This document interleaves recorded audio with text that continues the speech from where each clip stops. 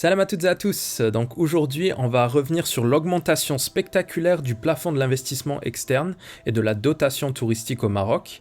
Et je vais essayer d'illustrer l'impact de ce changement sur l'économie nationale. Tous les pays dans le monde ont des limites au niveau des devises étrangères que les acteurs économiques peuvent se procurer pour opérer des achats ou des acquisitions à l'étranger. Il y a deux types de restrictions, il y a la dotation touristique et le plafond de l'investissement qui concerne plutôt les acteurs économiques. La dotation touristique au Maroc va être doublée cette année pour se situer autour de 10 000 euros contre 4 500 euros l'année dernière. À titre de comparaison, la dotation touristique en Algérie s'élève à seulement 85 euros par an. Un touriste algérien n'a le droit de convertir ses dinars que pour un montant de 85 euros au travers des moyens conventionnels, c'est-à-dire à travers les banques. La plupart des devises étrangères en Algérie sont obtenues dans le marché noir. Au Maroc, on n'a pas ce problème, le pays a des finances qui sont bien gérées, ce qui lui permet d'avoir un stock de devises stable.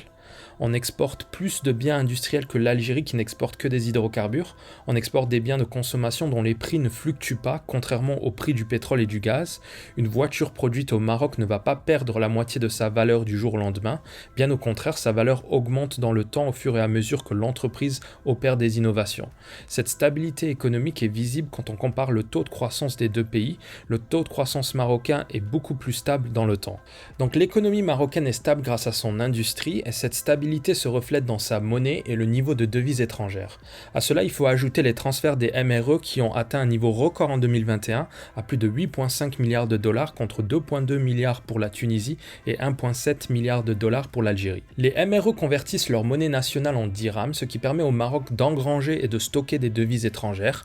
Les devises des MRE sont aussi collectées grâce au réseau de banques marocaines qui sont relativement bien implantées en Europe. D'ailleurs, si vous êtes un MRE et que vous voulez soutenir le Maroc, vous pouvez ouvrir un compte en banque Attijari ou n'importe quelle banque marocaine qui est basée en Europe. Ils proposent exactement les mêmes avantages qu'une banque française comme la BNP.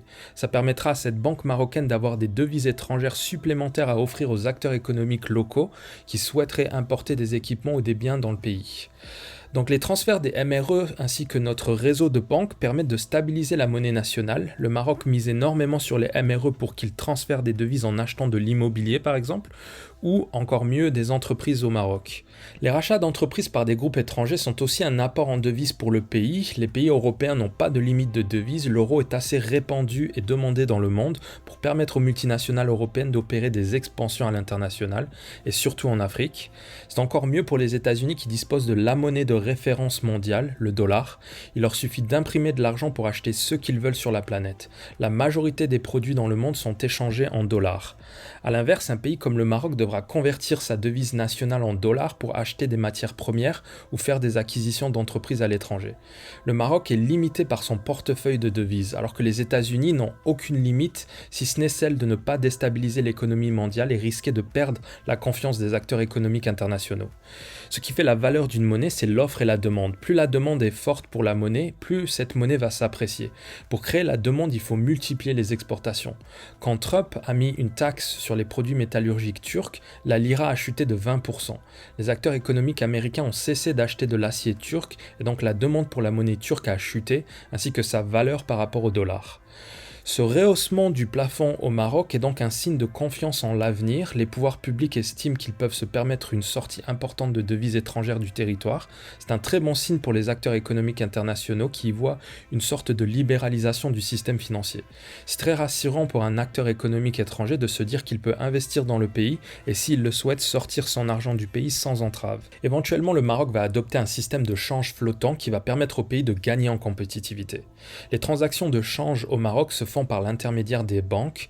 L'autre raison pour augmenter la dotation, c'est justement pour mettre fin au marché noir des devises, même si celui-ci est quasi inexistant au Maroc. Il n'y a pas vraiment de marché secondaire de devises au Maroc contrairement à l'Algérie. L'effet immédiat, c'est le renforcement du système bancaire national.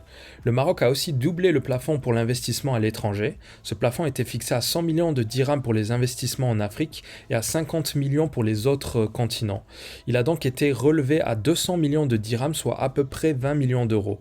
Concrètement, cette nouvelle législation va être bénéfique aux startups marocaines et aux entreprises individuelles qui vont pouvoir opérer des rachats stratégiques à l'étranger sans ouvrir un dossier au bureau d'échange. Avec la crise du Covid, beaucoup d'opportunités d'affaires sont actuellement disponibles en Afrique, notamment dans des pays qui font face à des crises multiformes. Par exemple, en Tunisie, selon le journal Tunisie numérique, en 2020, plus de 130 000 entreprises ont fait faillite dans le pays. À titre de comparaison, au Maroc, on a eu un peu plus de 6 000 faillites. Cette différence est en partie due aux aides de l'État marocain qui a soutenu le tissu économique du pays. Donc 130 000 faillites d'entreprises qui pour la plupart étaient rentables, mais ont dû fermer à cause de la situation sanitaire, politique et économique dans le pays. C'est autant d'entreprises qui pourraient être reprises par des opérateurs économiques marocains. Les rachats peuvent aussi concerner des entreprises marocaines qui voudraient faire une concentration verticale en rachetant un fournisseur en Afrique. Par exemple, un menuisier marocain qui voudrait acheter une exploitation de bois précieux au Cameroun. Il aura possession de toute la chaîne de production de ses meubles. Le rachat d'entreprises étrangères est une stratégie bien connue en économie. Le Japon est le pays qui a le plus pratiqué cette stratégie dans l'histoire, notamment dans les années 80. Des dizaines de milliers d'entreprises japonaises ont racheté à l'appel des startups et autres PME américaines. Les Japonais ont racheté des entreprises innovantes, mais surtout des entreprises en difficulté économique pour les relocaliser au Japon et en Asie. C'est le début de la mondialisation et beaucoup d'entreprises japonaises ont délocalisé leurs outils de production en Chine pour gagner en compétitivité, jusqu'à ce que les entreprises américaines décident de faire la même chose dans les années 90 et 2000. C'est donc une stratégie que le Maroc pourrait adopter à une plus petite échelle car nous ne sommes pas le Japon. Cependant, on bénéficie d'un avantage compétitif grâce à notre main-d'œuvre pas chère, notre position stratégique en Afrique et nos infrastructures logistiques de pointe comme le port de Tanger Med et bientôt le port de Nador West Med qui aura sa propre zone industrielle. Beaucoup de PME occidentales pourraient être rachetées par des acteurs économiques marocains puis délocalisées dans le pays pour gagner en compétitivité et écraser la concurrence, sans parler de l'accès au marché africain.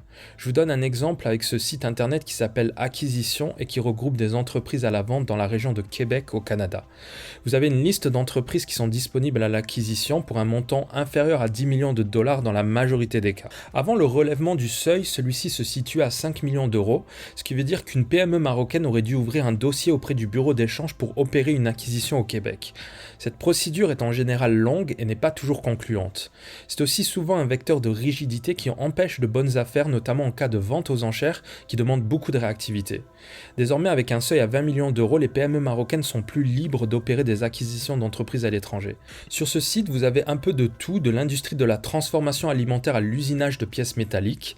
Non seulement les PME vont bénéficier de ce rehaussement du seuil minimum, mais aussi les plus grosses entreprises qui souhaitaient investir en Afrique. Je pense notamment à ma précédente vidéo où je démontrais l'importance pour le Maroc de développer la grande distribution en Afrique afin de créer un moteur d'exportation pour l'économie nationale. Désormais, des supermarchés de quartier organisés en franchise pourront opérer des acquisitions plus rapidement en Afrique. Ce rehaussement du plafond de l'investissement extérieur est donc une très bonne nouvelle pour le pays. Voilà, c'est tout pour aujourd'hui. N'hésitez pas à laisser un commentaire et je vous dis à la prochaine pour une autre vidéo.